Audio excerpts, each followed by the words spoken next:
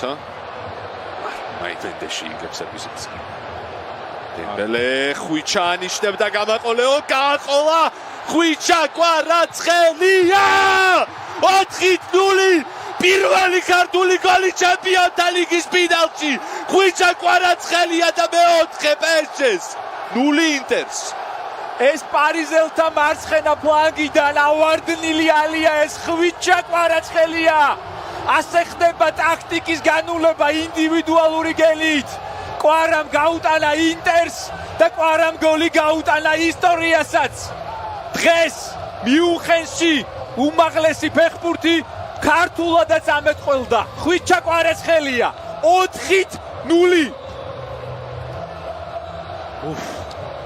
რას მოვესწარით? პირველი ქართული გოლი მადლობა უსმან დემბელესაც. მისი დიდი წვლილი არის ამ გოლში. თამაშგარი იყო თუ არა ახლა ეს იქნება გასარკვევი და აი ხო